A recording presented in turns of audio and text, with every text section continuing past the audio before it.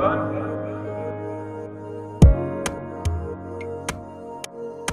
won't deal with people if I don't have to. My only advice to individuals that's still incarcerated: take your time with learning you. I would tell myself, like, man, this ain't about nothing. I chose that life. I accepted that life, so meaning I gotta accept the consequences that come with it. True. For the most part, leaving in '09,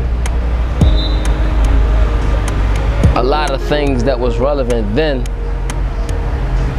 mentally, we'd still be keyed on those things. You know what I mean? We'd be still keyed in on those things, like Dad, you know, or what about this? You'll ask somebody, hey, what about this? Or why don't you want to go here or go there? It could be going somewhere, it could be wearing something, it could be, you know, listening to something, it could be, you know, even going to eat at a certain place, and people look at you like, that's been over with. But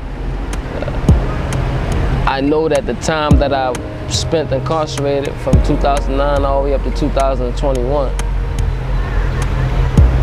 it definitely caused a gap and a large separation to the point that, you know, people that you thought you knew, in all actuality, you don't know them anymore.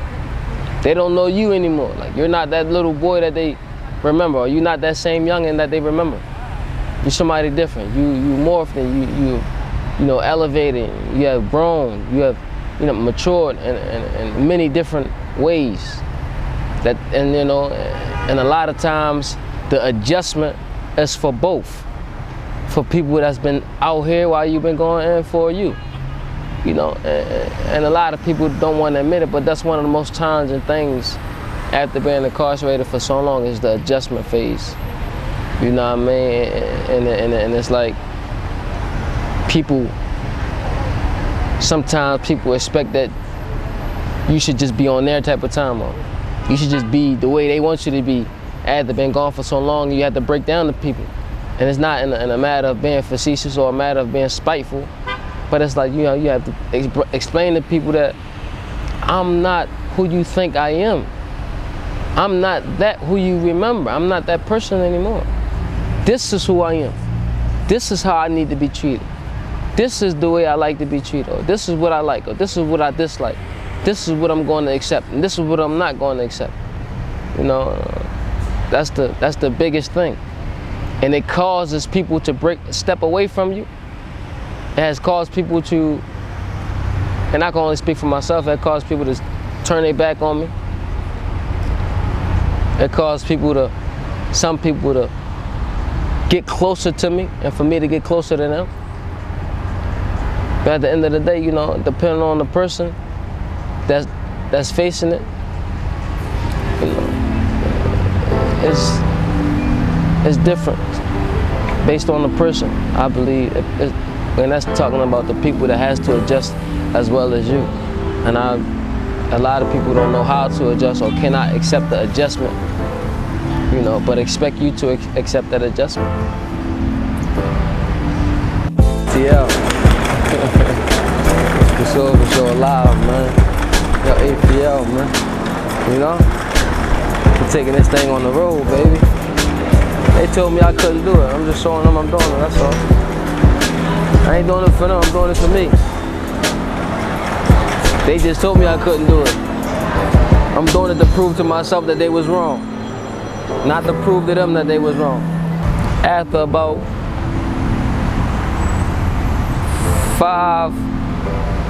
between 5 and 7 years, after I would say like after my 7th year, you know, the lashing out, you know, being in the hole, and it got old.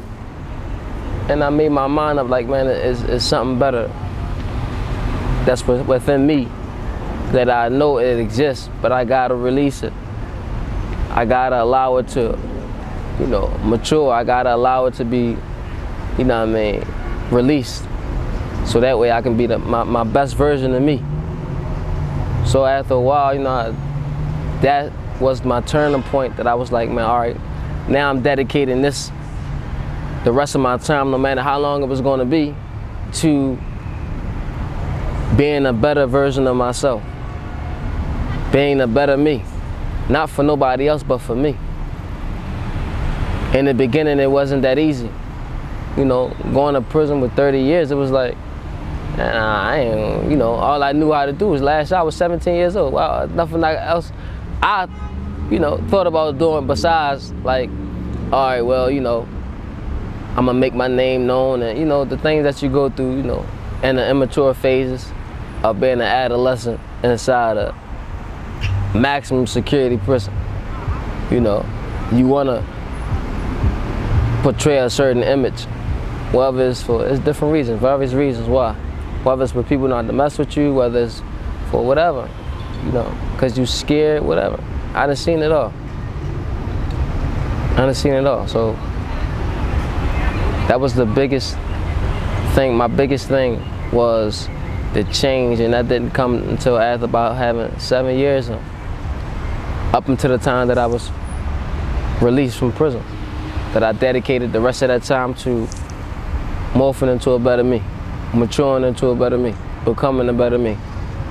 Not for anybody else, but for me, because I became comfortable with myself.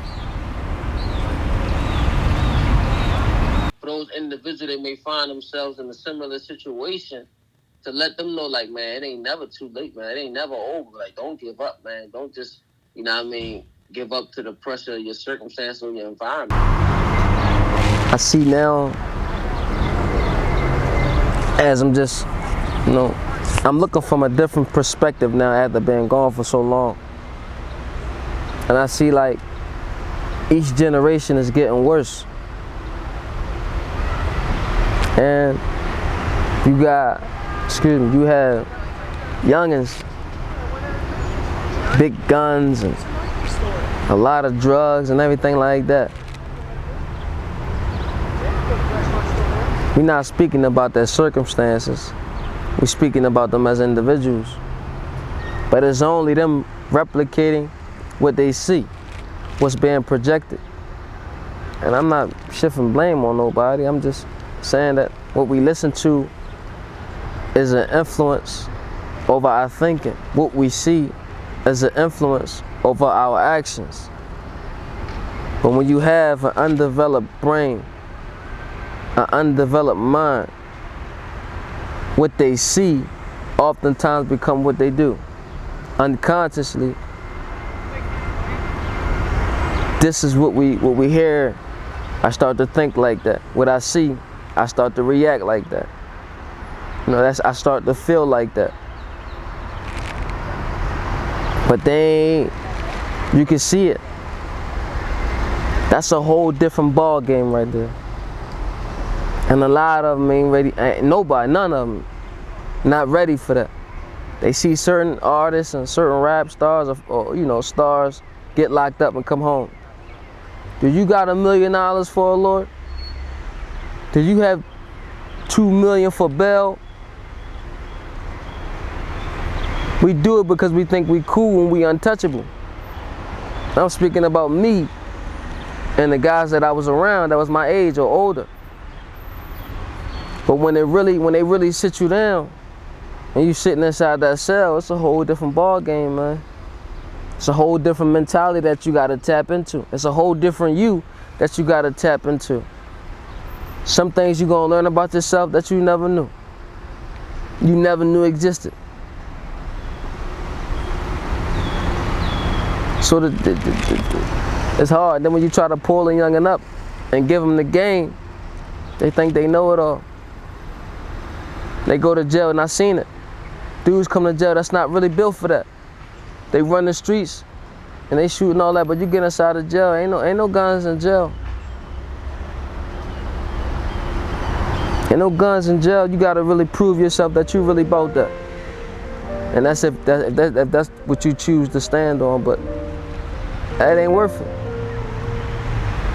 A couple of dollars ain't worth going to hell. Or living hell. It ain't worth it. A name, it ain't worth it.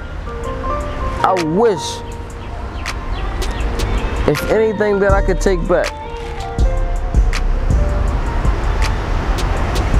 it would be the situation Not the time itself, but the situation. And the reason why I say not the time itself, because I learned so much. And I've grown so much during that time. So I wouldn't take back the time, but I would take back the situation.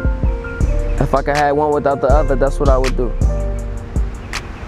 So my advice to these youngins, man, you get more power. It's more power in what you learn from a book than that what you gain from pulling the trigger. You know, my brother's name was Andre. You know, I said, man, we called him Doc for sure. I said, tell Doc, I need to see him. Like I want Doc in the courtroom. I want him to be there. You don't want to relive those moments either. So I try to, you know, be there for him as much as I can. Try to talk to him every day. I ask him, you know, you okay? How was your day? My mom crying. And there was a lot of police around there, and when I pull up, I see it was a body under a white sheet. So I'm like,